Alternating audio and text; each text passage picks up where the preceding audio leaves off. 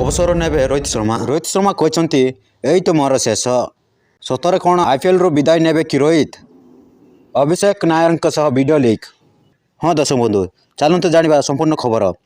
ତେବେ ଏହା ପୂର୍ବରୁ ମୁମ୍ବାଇର ପୂର୍ବତନ ଅଧିନାୟକ ରୋହିତ ଶର୍ମାଙ୍କ ଏକ ଭିଡ଼ିଓ ଖୁବ୍ ଭାଇରାଲ ହେବାରେ ଲାଗିଛି।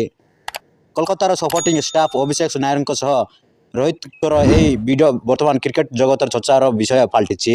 କୋଲକାତା ନାଇଟ୍ ରାଇଡର୍ସ ପ୍ରଥମେ ସୋସିଆଲ ମିଡ଼ିଆରେ ଏହି ଭିଡ଼ିଓ ଅପଲୋଡ଼ କରିଥିବା ବେଳେ ପରେ ଏହାକୁ ଡିଲିଟ୍ କରିଦେଇଛି, ଯାହାଫଳରେ ଏହା ଆହୁରି ଚର୍ଚ୍ଚାର କେନ୍ଦ୍ରବିନ୍ଦୁ ସାଜିଛି।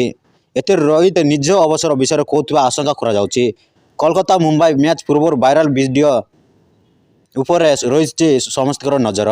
ଦର୍ଶକଙ୍କର ପ୍ରବଳ ଭିଡ଼ ଯୋଗୁଁ ରୋହିତ ଏବଂ ଅଭିଷେକଙ୍କ କଥା ସମ୍ପୂର୍ଣ୍ଣ ଏବଂ ସ୍ପଷ୍ଟ ଶୁଣିବା ସମ୍ଭବ ହେଉନାହିଁ, କିନ୍ତୁ ତାଙ୍କର କିଛିଟା କଥାକୁ ନେଇ ଫ୍ୟାନ୍ସ ଖୁବ୍ ଆଲୋଚନା କରୁଛନ୍ତି।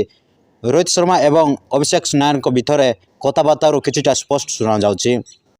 ରୋହିତ କହିଛନ୍ତି ଯେ ଗୋଟି ଗୋଟି କରି ବହୁତ ପରିବର୍ତ୍ତନ ହେଉଛି, ଯାହା ସେମାନଙ୍କ ଉପରେ ନିର୍ଭର କରେ। ଯାହା ବି ହେଉ, ଏହା ମୋର ଘର, ଏହି ମନ୍ଦିରକୁ ମୁଁ ନିଜେ ହିଁ ତିଆରି କରିଛି, ମୋର କ'ଣ ଅଛି, ଏହା ତ ମୋର ଲାଷ୍ଟ। ତେବେ ରୋହିତଙ୍କ ଏହି ବୟାନରୁ ଫ୍ୟାନ୍ସ ଅନେକ କିଛି ଅର୍ଥ ବାହାର କରୁଛନ୍ତି। ଉଭୟଙ୍କ ମଧ୍ୟରେ ଅନ୍ୟ କୌଣସି କଥା ସ୍ପଷ୍ଟ ଭାବରେ ଶୁଣିବାକୁ ମିଳିନାହିଁ। ତେବେ ଏହି ଭିଡ଼ିଓ ବର୍ତ୍ତମାନ ସୋସିଆଲ ମିଡ଼ିଆରେ ଖୁବ୍ ଭାଇରାଲ ହେବାରେ ଲାଗିଛି। ଫ୍ୟାନ୍ସ କହିଛନ୍ତି ଯେ ଚଳିତ ସିଜନରେ ରୋହିତ ବୋଧହୁଏ ଶେଷ ଥର ପାଇଁ ମୁମ୍ବାଇ ଇଣ୍ଡିଆନ୍ସ ପକ୍ଷରୁ ଖେଳୁଛନ୍ତି।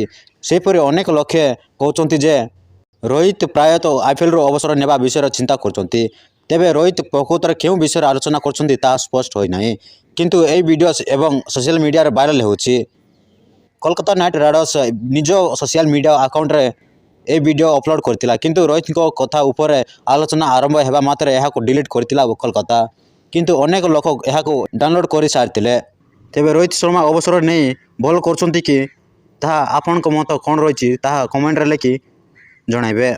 ଚ୍ୟାନେଲଟିକୁ ପ୍ରଥମ ଥର ଆସିଥିବେ ତେବେ ସବସ୍କ୍ରାଇବ୍ କରିବେ, ଯାହାଦ୍ୱାରା ଏପରି ଲାଟେଷ୍ଟ ଖବର ଆମ ଚ୍ୟାନେଲ ମାଧ୍ୟମରେ ସର୍ବପ୍ରଥମେ ଦେଖିପାରିବେ। ନମସ୍କାର, ଏମ୍ କେ ଓଡ଼ିଶା ଟିଭି।